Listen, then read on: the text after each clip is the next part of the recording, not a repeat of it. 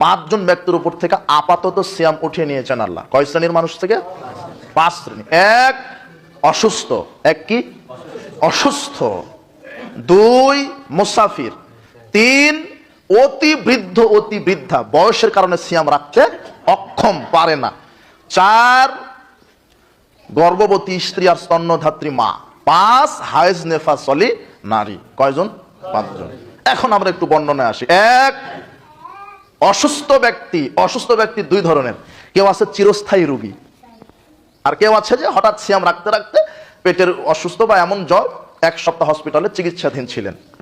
আল্লাহ বলছেন অসুস্থ ব্যক্তির উপর থেকে আমি সিয়াম আপাতত উঠিয়ে নিলাম। অসুস্থতা থাকার কারণে যে আপনি 1 সপ্তাহ সিয়াম রাখতে পারেননি, আপনার রাখতে হবে না। যত আপনি অসুস্থ, স্টেটমেন্ট নিতে হবে, ওষুধ খেতে হবে। এক সপ্তাহ রাখতে পারেননি, 10 দিন রাখতে পারেননি, তাহলে এই 10টা দিন সিয়াম কাজা হলো। কাজা সিয়াম আপনাকে আদায় করতে হবে। আপনার সময়সীমা আগামী রমাদান আসার পূর্ব পর্যন্ত। এর মাধ্যমে যতটা সিয়াম আপনার কাজা হয়েছে অসুস্থতার কারণে, কি করবেন আপনি?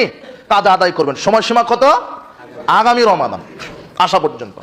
আর চিরস্থায়ী যারা রোগী, প্যারালাইজড হয়ে শুয়ে আছে, মানে ভালো হওয়ার সম্ভাবনা নেই, কিডনি পচে গেছে, হার্ট অ্যাটাক, হাবিজাবি রোগ আছে না, সে তো চিরস্থায়ী রোগী, হার্ট অ্যাটাকে পড়ে আছে, নাম হয় অবশ্যই আছে, শরীরটা সে উঠতে পারে না, খেতে পারে না, অসুস্থ, চিরস্থায়ী রোগী হয়ে গেছে। এর সমাধান কি? এ হলো প্রত্যেকটা সিয়াম সমান ফিদিয়া দিবে মিসকিনকে, অথবা ফকির মিসকিন খাওয়াবে। 1 রমাদানে 30টা সিয়াম 30 জন মিসকিনকে খাওয়িয়ে দিল, আল্লাহর সিয়ামের কাফারা আদায় করে দিলেন। অসুস্থ যারা রোগী, এই তাহলে বুঝতে পেরেছেন তো, রোগীর উপর থেকে সিয়াম কি হয়েছে? আল্লাহ আপাতত উঠিয়ে দিয়েছেন। আর রোগী কয় ধরনের? ক্ষণস্থায়ী আর কি চিরস্থায়ী, 2 ধরনের বিধান। 2, মুসাফির, মানে সফরে গেছেন। রমাদানে আপনার ব্যবসার কাজে, চাকরির কাজে বা কোনো কাজে আপনি সফরে বের হয়েছেন, চট্টগ্রামে অথবা যে দূরে কোথাও সফরে, ব্যবসার কাজে বিদেশে গেছেন, সফরে গেছেন, মুসাফিরের উপর থেকে সিয়াম উঠে নেওয়া হয়েছে। যদি সে রাখতে পারে রাখবে, কিন্তু আল্লাহ বাধ্য করে দেননি। সফরে অনেক কষ্ট, ঠিক মতো খাওয়া নাই, পানীয় নাই, গোসল নাই, ঘুম নাই, কষ্ট হয় না সফরে? আল্লাহ দয়া করে উঠিয়ে নিয়েছেন। যতদিন সফরে থাকবেন, 10 দিন, 15 দিন, 20 দিন সফরে ছিলেন, 20টা সিয়াম না রাখলেও চলবে। এই 20টা সিয়াম কাজা হলো আপনার। কি হলো? এই 20টা সিয়াম আপনি কাজা আদায় করবেন। আপনার সময়সীমা আগামী রমাদান পর্যন্ত। কথা বুঝেছেন? আদায় করতে হবে, না করলে কি হবেন? কাবিরা গুনাহগার। কাবিরা গুনাহগার যারা সিয়াম রাখে না ইচ্ছাকৃতভাবে, সজ্ঞানে, স্বেচ্ছায়, তাদের শাস্তি হবে কবরে আগুনের কেচি দ্বারা ঠোঁট কেটে দিবে। ওদেরকে 2 পা উপরের দিকে ঝুলিয়ে রাখবে, মাথা নিচের দিকে দিয়ে ঠোঁট কেটে দেওয়া হবে। সাহাবীরা তো রমজানের প্রতি 3 দিনে একদিন কোরআন খতম দিতেন, প্রতি 3 দিনের একদিন। আর আমরা তো কোরআন ধরতেই জানি না। শুধু পানাহার বর্জন করার নাম সিয়াম নয়, যে সারাদিন খেয়ে না খেয়ে থাকলাম, এটাই সিয়াম।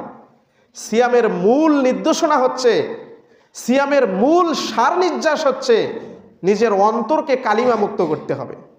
নিজের পেটকে যেমন খাবার থেকে মুক্ত রেখেছি, নিজের কানকে সেমনি খারাপ শোনা থেকে বিরত রাখতে হবে। নিজের পেটকে যেমন খাদ্য থেকে বিরত রাখবো, নিজের চোখকে তেমন অশ্লীল বেহায়াপনা দেখা থেকে বিরত রাখতে হবে।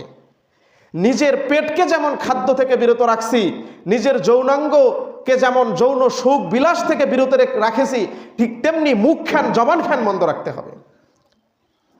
রোজা রেখে অশ্লীল শোরগোল করলাম, যদি আমি সারাদিন পেটকে পানাহার থেকে মুক্ত রেখে, মুখ খান বন্ধ না রেখে গীবত, অন্যায়, পরনিন্দা, পরচর্চায় লিপ্ত হতে থাকি, এই পানাহার বর্জনের কোনো দাম নেই আল্লাহর কাছে।